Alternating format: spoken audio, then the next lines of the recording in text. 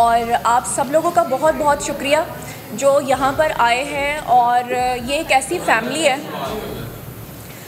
دعا زہرا سے میری پہلی ملاقات تب ہوئی تھی جب میں نے اس کا پہلا ایکسکلوزیو انٹرویو کیا تھا. اور جب میں اس سے پہلی بار زندگی میں ملی تھی تو بالکل اسی طرح جیسے ابھی آپ لوگ میرے لیے اجنبی ہیں یہاں پر. لیکن اس نے مجھ سے مدد کی اپیل کی تھی.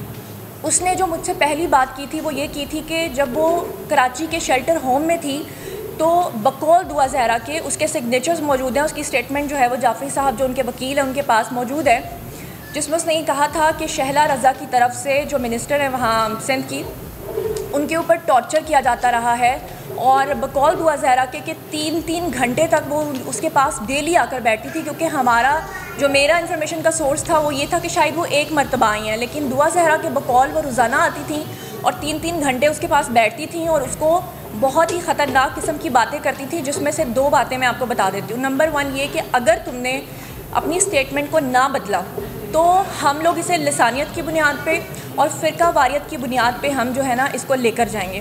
اور دوسرے نمبر پہ جو انہوں نے بات کی وہ یہ تھی کہ وہ دعا زہرا کو یہ کہتی تھیں کہ تمہارے جو والد ہیں مہدی کاظمی وہ پیسہ خرچ نہیں کر رہے, اس کیس میں پیسہ میں خرچ کر رہی ہوں. تو میں یہ جاننا چاہتی ہوں کہ وہ کس حیثیت سے وہ پیسہ خرچ کر رہی تھیں, اور اگر وہ مدد کی نیت سے یا NGO کی وجہ سے کر رہی تھیں تو پھر ان کو اس میں نیوٹرل رہنا چاہیے تھا. اور وہ کھلے عام جتنے بھی ان کے انٹرنیٹ کے اوپر بھی اگر آپ دیکھیں گے جتنے بھی انٹرویوز موجود ہیں ولاگرز کو بھی وہ یہی کہتی ہیں کہ میں ابھی زندہ ہوں اور ہر صورت لڑکی کو اس کے پیرنٹس کے پاس بھیجوں گی. جبکہ دعا زہرا جو ہے وہ بالغ ہے, کسی عدالت نے اس کو مائنر نہیں کہا اور وہ اپنی مرضی سے اپنے شوہر کے ساتھ رہنا چاہتی ہے. مجھ سے میرا جو اس کیس میں کردار ہے وہ صرف اتنا ہے کہ بینگ اے میڈیا پرسن, کیونکہ میری ایک آواز ہے, آپ لوگ میری بات سن سکتے ہیں.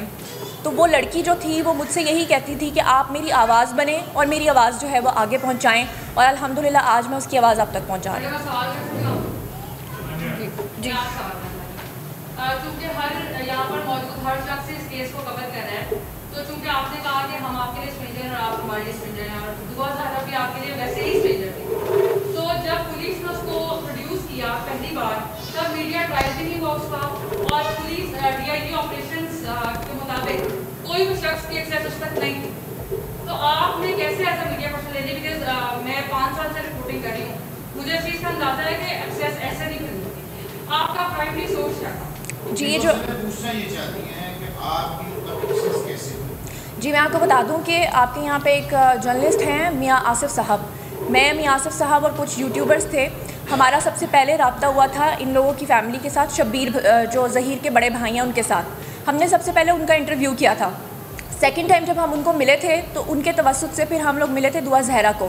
آپ نے جو یہ سوال کیا کہ ابھی کسی کی بھی ایکسیس نہیں تھی تو آپ کی ایکسیس کیسے ہوئی, تو وہ تب تک عدالت نے اس کو اپنے شوہر کے ساتھ جانے کی اجازت دی تھی. یہ وہ 20 دن تھے جب اس کو اجازت ملی تھی.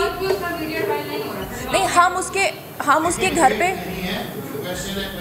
ہم اس کے گھر پہ گئے تھے, اس کے سسرال میں گئے تھے اور وہاں جا کر ہم نے اس کا انٹرویو کیا تھا. اور سب سے پہلے کیونکہ انٹرویو میں نے کیا تھا اور وہ اس قدر گھبرائی ہوئی تھی کہ وہ کسی سے بھی بات کرنے کو تیار نہیں تھی, اور اس کی ریزن یہ تھی جو اس نے بتائی تھی کہ اس کو بہت ڈرایا گیا تھا لسانیت کی بنیاد پہ, فرقہ واریت کی بنیاد پہ. اور میں نے اس سے یہ پرومس کیا تھا کہ آپ کی جو آواز ہے وہ ہم اسی طرح پہنچائیں گے جیسے کہ پہنچنی چاہیے.